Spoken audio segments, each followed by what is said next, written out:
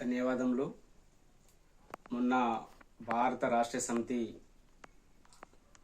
25వ ఆవిర్భావ దినోత్సవ సందర్భంగా వారి కార్యకర్తలకి వారికి శుభాకాంక్షలు తెలియజేసుకుంటున్నాను.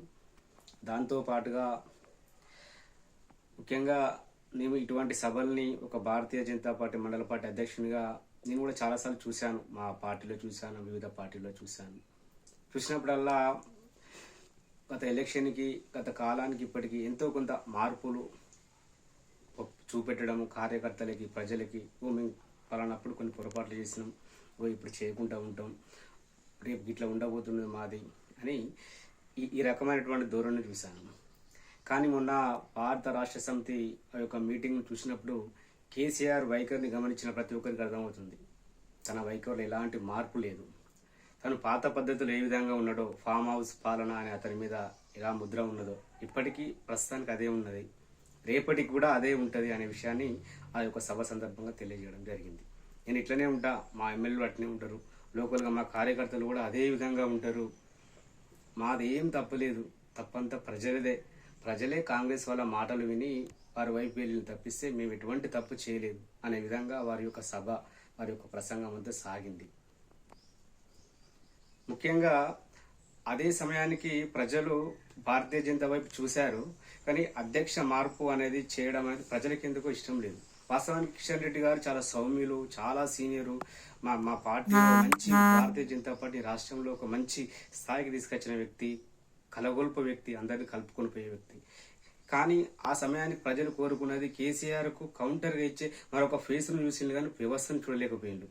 అదే సమయానికి బండి సంజయ్ గారు అధ్యక్ష మార్పు జరగడం, ఆ సమయానికి రేవంత్ రెడ్డి గారు ఫీల్డ్లోకి వచ్చేసరికి రేవంత్ రెడ్డి వైపు టర్న్ కావడం జరిగింది. అంతే తప్పిస్తే వాస్తవానికి కాంగ్రెస్ పార్టీ హామీలు బాగా ఇచ్చినా, లేకపోతే వారి వల్ల బాగా జరుగుతుంది అని వారి వైపు పోవడం జరగలే. కేసీఆర్ యొక్క ధోరణి, ఆ యొక్క వ్యక్తిత్వ ధోరణి, ఒక నియంతృత్వం టైపు, మిగతా పార్టీలను కొనడాలు, ఇక్కడ తను ఏది చెప్తే అదే జరగడాలు, గల్లీలలో తనకు ఎదురుగా పోయిన అడ్వకేట్లను కానీ కుటుంబాల పైన కూడా కేసులు పెట్టడాలు, హత్య చేయడాలు, ఇవన్నీ ఇష్టం లేకనే ప్రజలు అటువంటి తిరిగిపోవడం జరిగింది. నిజంగా ఆ వేదిక పైన ఏమన్నా ఆత్మ పరిశీలన జరిగిందా అంటే అటువంటి దానికి తావే లేదు. ఇది ఒకవైపు ఉంటే భారతీయ జనతా పార్టీ పైన ఇంకొక మాట మాట్లాడడం జరిగింది. ఈ యొక్క 11 సంవత్సరాల్లో 11 రూపాయలు కూడా భారతీయ జనతా పార్టీ రాష్ట్రానికి ఇవ్వలేదు అనే విధంగా చెప్పడం జరిగింది. నిజంగా ఒకసారి ఆత్మపరిశీలన చేసుకుందాం, మనం ఒకసారి చూద్దాం. ఇవాళ 10 సంవత్సరాలు నువ్వు అధికారంలో ఉంటే, మీరు అధికారంలో ఉంటే గౌరవప్రదంగా ఈ యొక్క రాష్ట్రంలో ఎన్నో ఆవిష్కరణలు చేసేందుకు వచ్చినటువంటి భారత ప్రధానమంత్రి పైన కూర్చునే సాహసం చేయలేకపోయినావు. అంతటి అహంకారివి నువ్వు. నిజంగా ఎన్ని మంచి పనులు చేయలేదు, ఎన్ని జాతీయ రహదారులు ఓపెన్ చేయలేదు, వందే భారత్ రైళ్లను ఇక్కడికి ఎన్నిటి తీసుకురాలేదు, రైల్వే వ్యాగన్ మిషన్ తీసుకురావడం జరిగింది. ప్రస్తుతానికి అదే మిషన్ని రైల్వే కోచ్ 70 సంవత్సరాల కాలం సాకారం చేయడం జరిగింది. ఇవాళ ఒక గ్రామ పంచాయతీ వ్యవస్థ అనేది పటిష్టం కావడానికి కారణం ఎవరు? కేంద్ర ప్రభుత్వం కాదా? నరేంద్ర మోడీ గారి ప్రభుత్వం కాదా?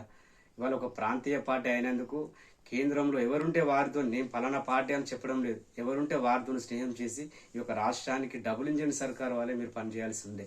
కానీ నీ యొక్క అహంకారపుర ధోరణితో 2 సంవత్సరాల పరిపాలన 2 టర్ములు అధికారంలో రాగానే ఈ కొమ్ములు పెరగడం జరిగింది. అసలు ప్రధానమంత్రి కూడా నీ కళ్ళకు సరే కనబడలేకపోయింది. కానీ వీటన్నిటిని ఎవరు గమనిస్తలేరు అనుకున్నావు నువ్వు, కానీ ప్రజలు గమనించారు. ప్రజలు నీకు తగిన బుద్ధి చెప్పిండు.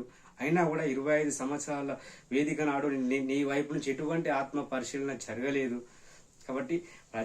కాబట్టి ఒక భారతీయ జనతా పార్టీకి విభిన్నమైన సిద్ధాంతం గల పార్టీలో ఉన్నటువంటి సీఎం రేవంత్ రెడ్డి గారు అనే వ్యక్తి వచ్చి సంవత్సరాల కాలానికి కూడా చాలాసార్లు నరేంద్ర మోడీ గారిని స్వాగతించడం జరిగింది, నరేంద్ర మోడీ గారిని కలవడం జరిగింది.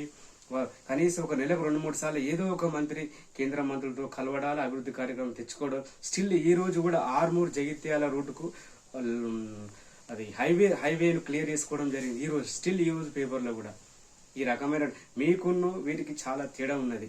మీ యొక్క అహంకార పూర్వధోరణి ఈ విధంగానే ఉండేది ఉంటే మాత్రం వచ్చే ఎలక్షన్లో మీకు ఇంకా బుద్ధి చెప్పడం జరుగుతుంది.